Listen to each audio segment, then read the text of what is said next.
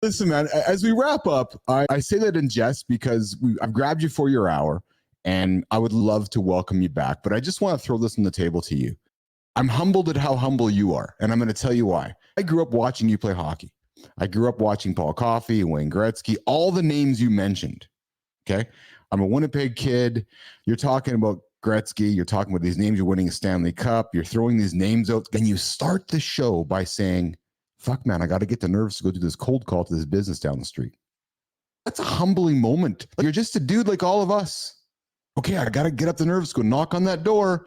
Fuck, put Wayne Gretzky aside. I knocked Bob Probert out. I got a Stanley Cup ring. Fuck all of that.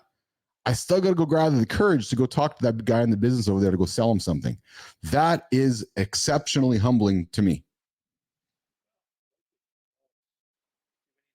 You gotta do it by yourself.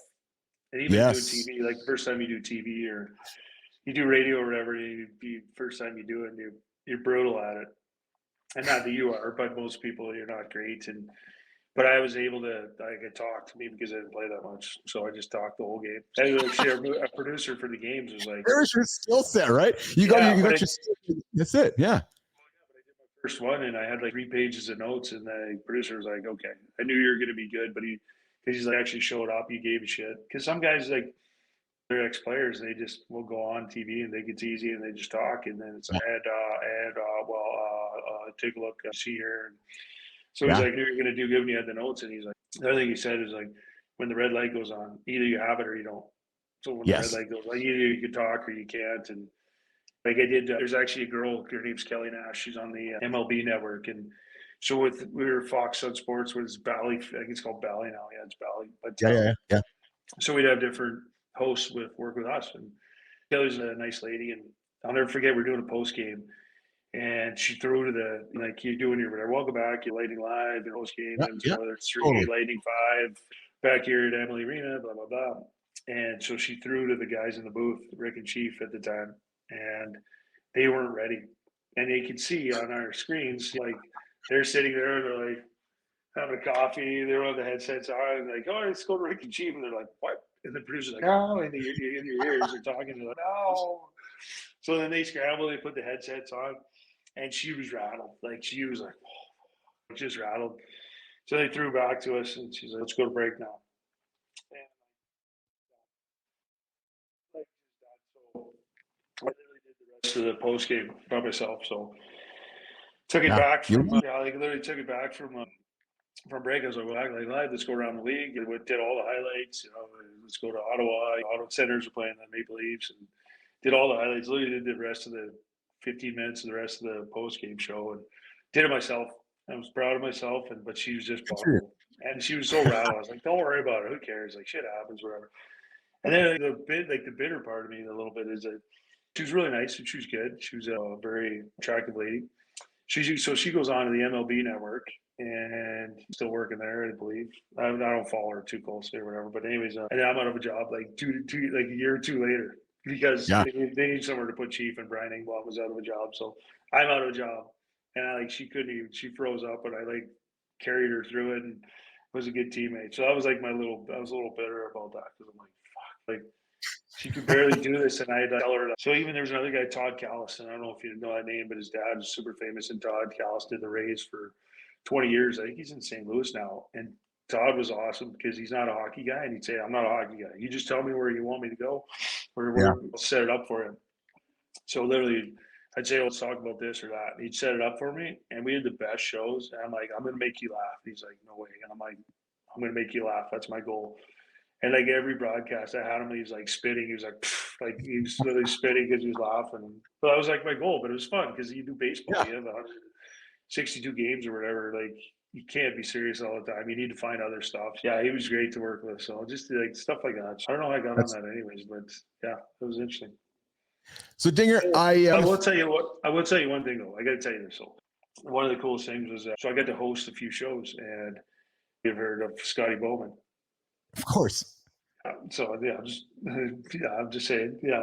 So when Dave Andreychuk, they had his statue, they had his game, and they unveiled his statue outside, and so I got to host that game, and it was live. So we do on the WB network the odd game, and it was live. There was no pre-tape like ahead of time. It was live. So I'm hosting. I hosted a little bit, and I get to host. I got Dave Vandercheck, and I got Scotty Bowman in the intermission, and then we had Steve Eisenman, different guys.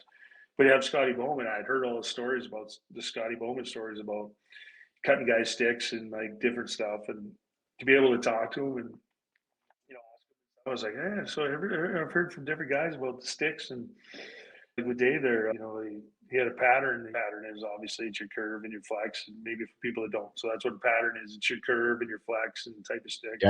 Yeah, paint color, all that stuff. Anyway, so I was like, yeah, I heard Dave, you'd switched some guys' sticks over the years. And what did Scotty say? He said, I couldn't help it if they were using the wrong lie or curve. I just helped them. And Dave was like, and he goes, I show up, I score 50 in Buffalo or in the OHL. You show up in Buffalo, and like literally the first day, my sticks are cut in half. And the trainer's like, I can't use them anymore. Scotty says, the wrong lie, wrong curve. So Scotty's like, I can't use these. And then I heard the stories, and there was a guy, Boyd Devereaux, played in Edmonton, and he played in Detroit. Boyder's a great guy, like one of the best, nicest guys. So he was coming into town, and I saw him. I was like, hey, Boyder, how's it going? He's like, oh, good. So how you like in Detroit? He's like, good. I'm like, how you like Scotty? He's like, good. Oh, really? Yeah, he's good. I'm like, no, seriously. Like, he's good, but I've had the same pattern since I was 15, and all of a sudden I show up there, and my sticks are cut in half, and I can't use it anymore. So I was a little rattled, but he wouldn't say anything too bad, but I was just howling. I was like, oh, yeah, that's Scotty, So he's like, it's okay. So, anyways, had to get that story. Awesome. But thank you very much. Dinger, thanks for joining me today. Will you come back again for a round 2?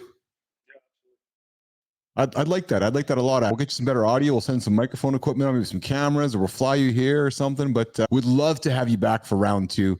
I thoroughly enjoyed the dialogue, and this was really great, really enjoyable for me too. I was excited to sit down and talk to you today. I knew our show was coming up, and I don't have a Dingman jersey in my closet, but I remember when Dingman played. So we got to come back and hear about the Probert fights, and maybe some more Gretzky stories. Talk more business. Talk more about being a dad. But I would love to have you back for round 2, Chris Dingman. Sounds great. Thank you. All right, pal. I'm going to throw off to the green room. Say goodbye to the audience. Just hang tight for 1 second here. All right, guys. We're going to take Chris off. We're going to throw him out of there. We're going to go here. I'm going to go.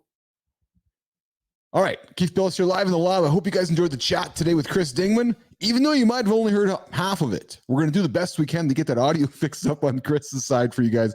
He's sitting over there laughing, I'm sure, but he's in the green room waiting for us. We're going to fix his audio up for you guys to listen to it. Great show. Humble guy. What a great conversation with Chris Dingman today, joining us from Edmonton. Hey, listen, we go live in the lab Monday to Friday, noon Central, on LinkedIn, on X, on YouTube. Dale was supposed to be here today. We'll bring Dale back for round 2 to sit down with Chris. Dale's got the coughs today, so he was not able to join us in the lab. He kept his coughs out of the lab so we can all stay healthy. Guys, remember, go get yourself checked out. It's November, no month. Say no to a poison. Oh, yeah. Hey, we got to ask Chris what he's going to say no to. Say no to a poison this month. But most importantly, go get yourself checked out. No, I've sucked at it for a long time. I'm going to get myself checked out. Just go for a good old checkup. Not a bad thing to do. Gentlemen, see you soon. See you Monday. I'm Keith. I'm live in the lab.